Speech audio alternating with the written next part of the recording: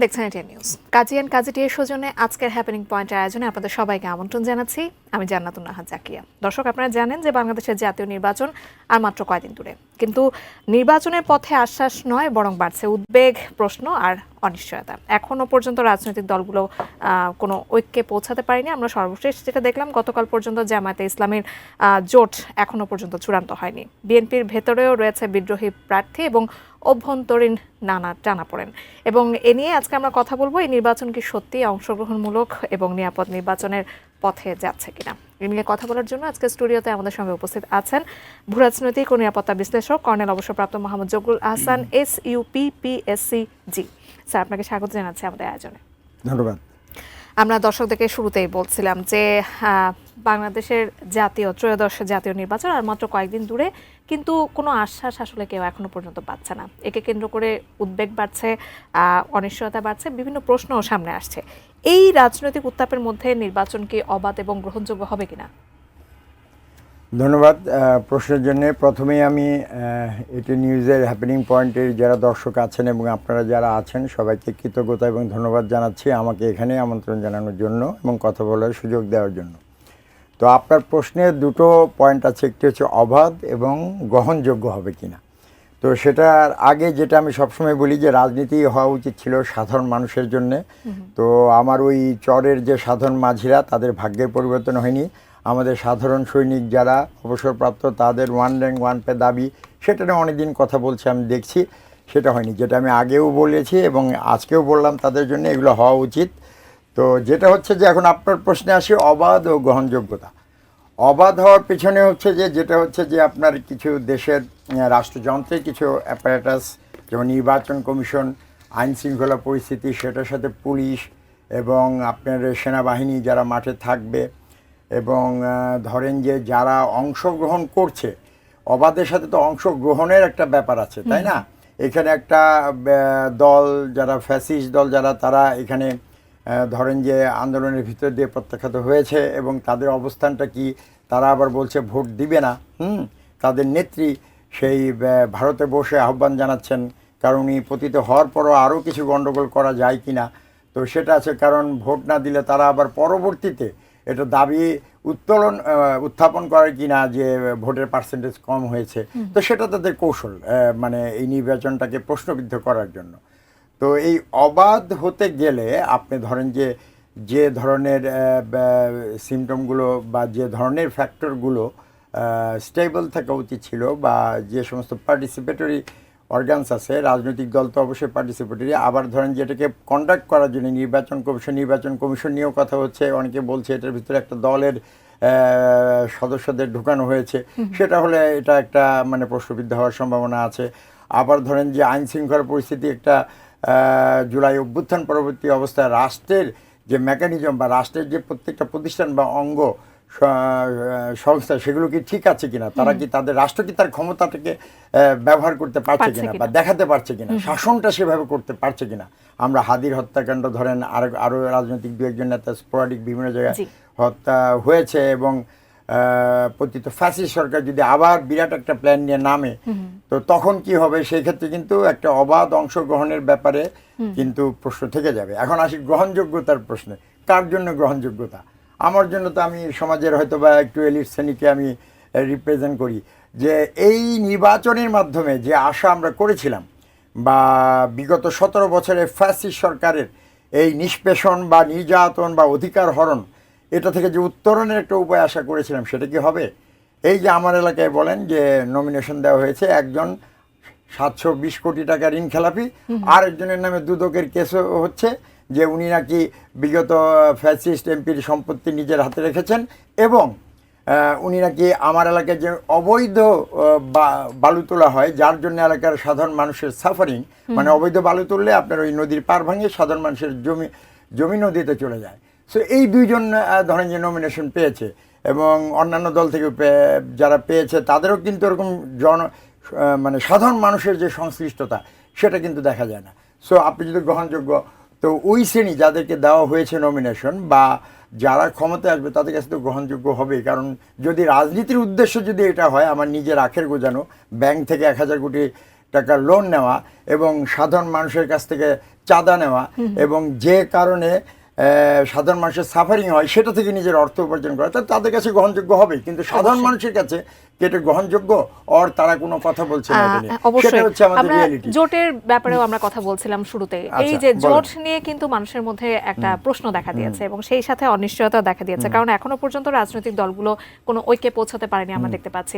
এবং কিছুক্ষণ আগেই 11 দলীয় জোট যেটা জামায়াতে ইসলামী এবং এনসিপি এবং অন্যান্য যে দলগুলো তারা বৈঠকে বসেছে, কিন্তু সেখানে চরমোনাইয়ের অনুপস্থিতির কথা বলা হচ্ছে। এই যে একটা অনিশ্চয়তা, এটা আসলে এই নির্বাচনে আদৌ কতটা কার্যকর হতে পারে এই জোট? ওই যেটা বললাম যে আপনাকে বলতেছিলাম যে রাজনীতির উদ্দেশ্যটা কি, তাই না? রাজনীতির আসল উদ্দেশ্য হচ্ছে মানুষের অধিকার প্রতিষ্ঠা করা, তারপরে মানুষের নিরাপত্তা নিশ্চিত করা, সম্পদের সুষ্ঠু ডিস্ট্রিবিউশন, তারপরে ধরেন যে আপনার পাওয়ারকে ডিসেন্ট্রালাইজেশন করা। এই ধরনের অবজেক্টিভগুলো নিয়ে কিন্তু আমি আমাদের দেশের রাজনৈতিক যে পরিবেশ বা রাজনৈতিক যে এনভায়রনমেন্ট, সেখানে কিন্তু আমি এগুলো দেখি না। তো এটা হচ্ছে ক্ষমতার রাজনীতি, কে ক্ষমতায় যাবে এবং নিজের কাছে ক্ষমতাটা রাখবে এবং এটাকে নিজেদের ইচ্ছা মতো ব্যবহার করবে। এখন কথা হচ্ছে যে জোট, আপনি যেটা বলছেন যে জামাতের ঐক্যজোট না হলে যে নির্বাচন হবে না, সেটা আমি বলছি না। ঐক্যজোট ছাড়াই হয়তো নির্বাচন, যখন উদ্দেশ্য হচ্ছে ক্ষমতায় যাওয়া, ঠিক আছে? যদি উদ্দেশ্য এটা হতো না, আমরা এই যে রাজনীতির উদ্দেশ্য যেগুলো বললাম, মানুষের অধিকার প্রতিষ্ঠা, সম্পদের ডিস্ট্রিবিউশন করা এবং আইনের শাসন প্রতিষ্ঠা, অধিকার প্রতিষ্ঠা, এগুলোর উদ্দেশ্য হলে কিন্তু অনেক ক্ষেত্রে কিন্তু এক হয়ে যেত, তাই না?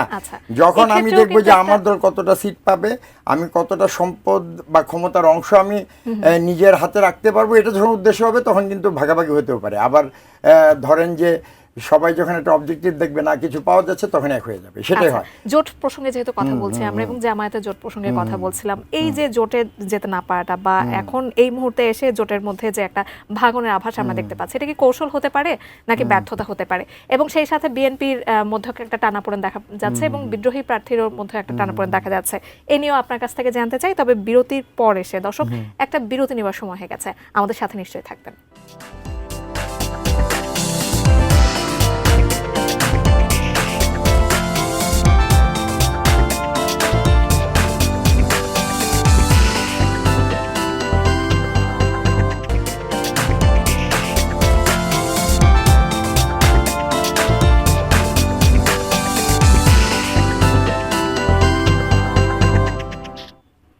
দর্শক, বিরতির পর আরও একবার আমন্ত্রণ জানাচ্ছি আমাদের আজকে হ্যাপেনিং পয়েন্টে, এবং আমরা আজকে ভোটের আগে বিভাজন নিয়ে আমাদের অতিথির সঙ্গে কথা বলছিলাম। বিরতিতে যাবার আগ মুহূর্তে আপনার কাছে প্রশ্ন ছিল, এই যে জামায়াতে জোটে যেতে না পারার শেষ মুহূর্তে, সেটা কি ব্যর্থতা নাকি কৌশল? এবং সেই সাথে বিএনপির কথাও যদি বলতে চাই যে বিদ্রোহী প্রার্থী এবং অভ্যন্তরীণ যে টানাপোড়েনটা চলছে, সেই বিষয়ে আপনার মতামত? আচ্ছা, ধন্যবাদ। দুটো হচ্ছে জামাতের মানে জোটে যেতে পারছে না, চরমনে পি চলে যাচ্ছে।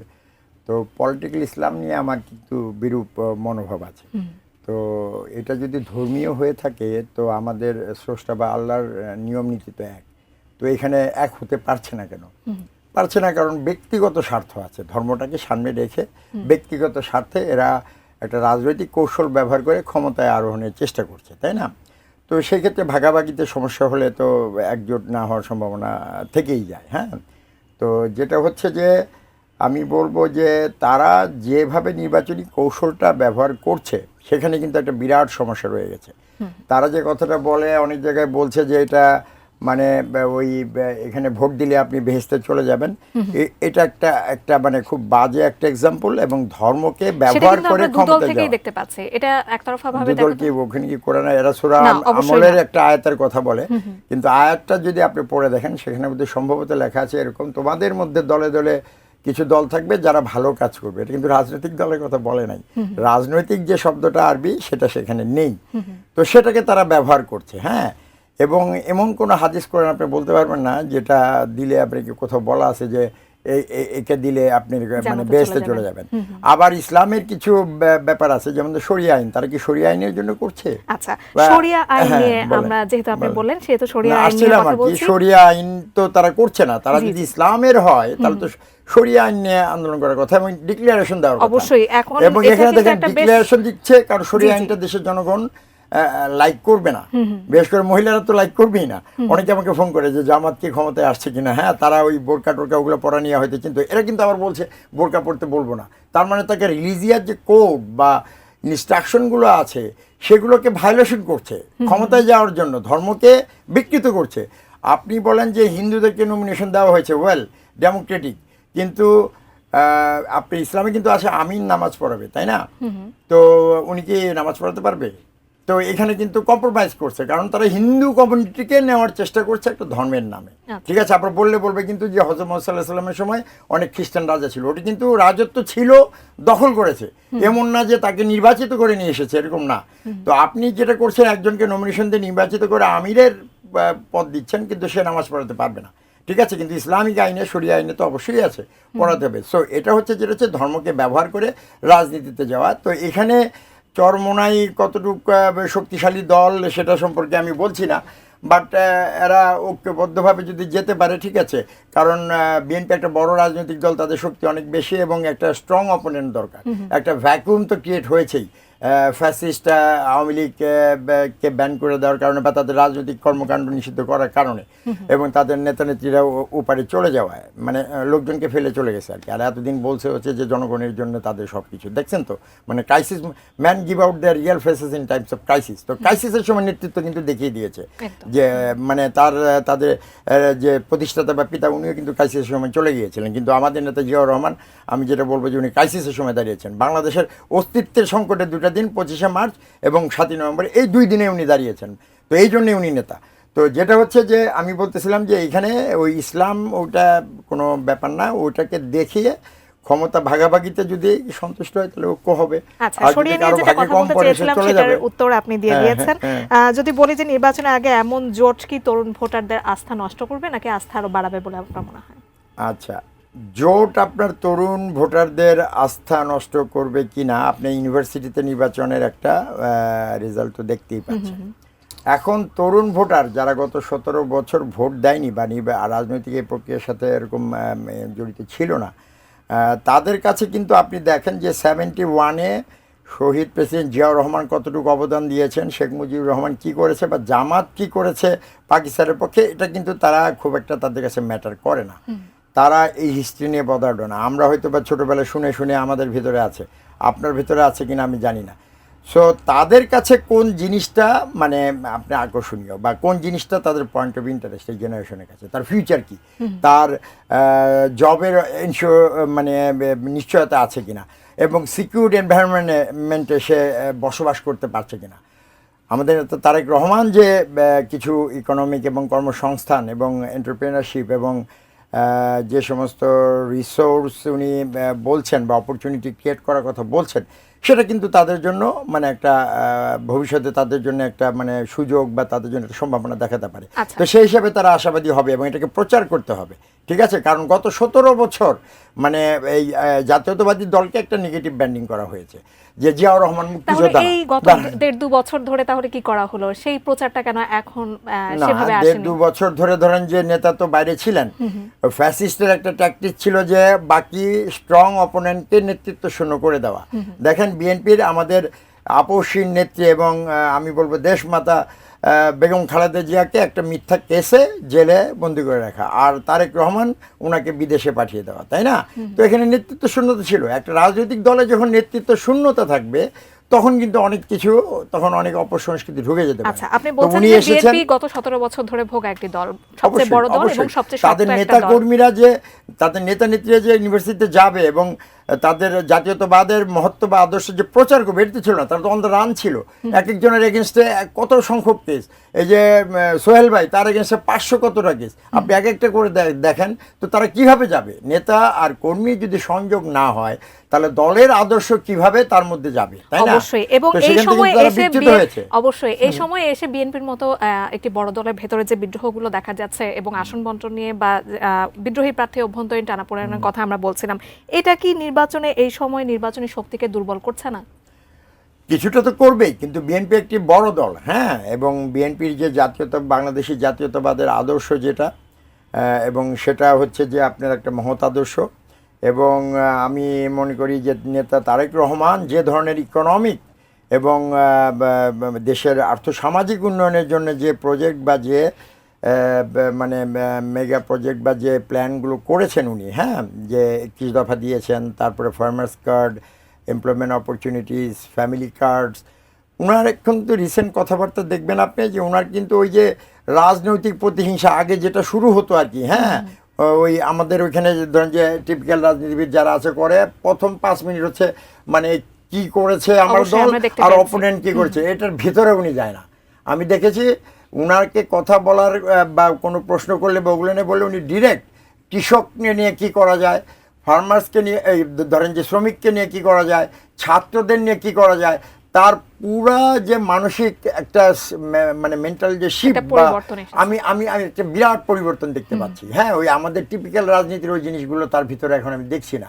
উন্নয়নের কথা বলছেন, উৎপাদনের কথা বলছেন, সম্ভাবনার কথা বলছেন, তরুণদের নিয়ে এগিয়ে যাওয়ার কথা বলছেন, এবং সারা দিনই কিন্তু উনি এগুলো নিয়ে ব্যস্ত, এবং ওনার ভিতরে ওই যে আগের সে প্রতিহিংসার ইয়েতে যেতে আমি দেখছি না। আচ্ছা আচ্ছা, আমরা আমাদের আয়োজনের শেষ পর্যায়ে চলে এসেছি। আপনার কাছে জানতে চাই যে আপনি নিরাপত্তা বিশ্লেষক হিসেবে কাজ করেছেন এবং আইন শৃঙ্খলা বাহিনী কি নিরপেক্ষভাবে এই সময়ে এসে কাজ করতে পারবে কিনা সেটা আপনার কাছে জানতে চাই। সরকারকে কি করতে হবে এবং সেই সাথে বর্তমান বাস্তবতায় আসলে সাধারণ ভোটাররা নিরাপদ বোধ করছেন কিনা, আপনার কাছে একটা প্রশ্ন। রাইট, এটা একটা গুরুত্বপূর্ণ প্রশ্ন করেছেন। এখন প্রথমে যে অংশটা বলেছেন যে আইন শৃঙ্খলা বাহিনী তারা মানে নিরপেক্ষভাবে কাজ করতে পারবে কিনা, তাই না? আইন শৃঙ্খলা বাহিনী কিন্তু নিরপেক্ষভাবেই করার কথা, এবং তারা কিন্তু ব্যক্তি বা দলের চেয়ে তার কিন্তু আনুগত্য প্রজাতন্ত্রের প্রতি, তাই না? সেই হিসাবে নিরপেক্ষভাবে দায়িত্ব পালন না করার কোনো অবকাশ নেই, ঠিক আছে? কারণ তার তো রাজনীতিও করার কথা না। আচ্ছা, সে রাজনীতি সচেতন হতে পারে, বাট দায়িত্বের ক্ষেত্রে তাকে ইম্পার্শিয়াল হতে হবে। এখন কথা হচ্ছে আপনি যেটা বললেন যে নিরপেক্ষ সে থাকতে পারবে কিনা, যেমন বিগত নির্বাচনের সময় 17 বছরে যেটা হয়েছে, সেনাবাহিনীকে কিন্তু কল করলে আপনি যাওয়ার কথা, তাই না? মানে এবং ভোট সেন্টারে 400 গজের মধ্যে আমি যাওয়ার কথা না, হ্যাঁ, আনলেস আই এম কলড আপন। ওকে, তো সেনাবাহিনী মাঠে রাস্তায় আছে, তাকে কিন্তু একটা ম্যান্ডেট দেওয়া হয়েছিল। আমি জানি, আমি তো ওই 17 বছর তখন আর্মিতে ছিলাম, যে ঠিক আছে তুমি ডমিনেশন করবা, তুমি জনগণের নিরাপত্তা ইনশিওর করবা, কিন্তু ভেতরে কে সিল মারতেছে সেটা তুমি দেখতে যেতে পারবে না, যাওয়ার কথাও না, না ডাকলে যাওয়ার কথা না। এখন ভেতরে যে রাষ্ট্রের অর্গানগুলো কাজ করছে আমি তো ওখানে যেতে পারছি না, বা আমাকে না ডাকলে আমি যাব না। তো ওই সিস্টেম যদি করে ফেলে, এখনও হবে কিনা আমি জানি না। তো একটা কথা শোনা যায় যে জামাত বা পলিটিক্যাল ইসলাম যেটা করে আর কি, যে ওরা ওই মাস স্ট্র্যাটেজি ফলো করে আর কি, যে প্রত্যেকটা অর্গানাইজেশনে, রাষ্ট্রের প্রত্যেকটা অর্গানাইজেশনে তাদের রিপ্রেজেন্টেটিভ স্থাপন করা দীর্ঘমেয়াদে। সো একটা গভর্নমেন্টের ভিতরে একটা প্যারালাল গভর্নমেন্ট করা, হ্যাঁ, সেটা অলরেডি কিন্তু বিভিন্ন জায়গায় দেখা যায়। এই অভিযোগটা কিন্তু দুদল থেকে আসছে এবং সব দল থেকে আসছে, তারা সব সময় প্রশাসনের দিকে আঙ্গুল তুলছেন যে প্রশাসন আসলে কোন দলের দিকে ঝুঁকে আছে। আমি একটু বলি, এটা যদি বিএনপির প্রতি দেওয়া হয় তাহলে এটা অন্যায় হবে। কেন? এটা একটা দীর্ঘমেয়াদী প্রক্রিয়া, এটাকে লেফট স্ট্র্যাটেজি, রাইট স্ট্র্যাটেজি এবং মাস স্ট্র্যাটেজি আছে, হ্যাঁ। তো লেফট রাইট বলছি না, তো মাঝ যেটা সেটা জামাত ফলো করে। বিএনপি কিন্তু গত 17 বছর তার লোক ঢুকাবে, আপনি বলতে মানে এটা কি বিশ্বাস করেন আপনি? দল তো সব দৌড়ের উপরে ছিল, বিদেশে পাঠিয়ে দিয়েছে। বাট জামাতের বা পলিটিক্যাল ইসলামের বিভিন্ন দল যারা আছে তাদের স্ট্র্যাটেজি যেটা হয়, এরা ধীরে ধীরে ধীরে ধীরে দীর্ঘমেয়াদে আস্তে আস্তে ঢুকাবে। আপনি একজন ভিসি গেছে ম্যাট্রিকের রেজাল্টের সময় টার্গেট করবে, তাকে সে লালন করবে, তাকে সে ধারণ করবে, এবং তারপরে তাকে ভিসি বানাবে। আমরা বুঝতে পেরেছি, আমরা আমাদের আয়োজন একেবারে শেষ পর্যায়ে চলে এসেছি। কিন্তু অভিযোগ যেটা উঠছে সেটা হচ্ছে গত 1.5 বছরে আসলে এই প্রশাসনের দিকে রাজনৈতিক দলগুলো ঝুঁকে যাওয়া প্রসঙ্গে বলা হয়েছে। এই নির্বাচন আসলে দেশে শেষে দেশ কি স্থিতিশীলতার দিকে যাবে নাকি অস্থির হবে, সেটাও একটা সামনের দিকে দেখার বিষয়। আপনাকে অসংখ্য ধন্যবাদ স্যার আজকে আয়োজনে যুক্ত হওয়ার জন্য। ধন্যবাদ আপনাকে। আরো কথা বলার ছিল, পরে বলবো ইনশাআল্লাহ। অবশ্যই। দর্শক, আজকে আমরা কথা বলছিলাম যে ভোটের আগে বিভাজন এবং নির্বাচনে আর কয়েকদিন মাত্র বাকি, জোটে ঐক্য না জোটে আসলে ভাঙন সেটা সামনের দিনগুলোই বলে দেবে। আজকে এই ছিল হ্যাপেনিং পয়েন্ট। আমাদের সঙ্গে থাকার জন্য অসংখ্য ধন্যবাদ আপনাদের।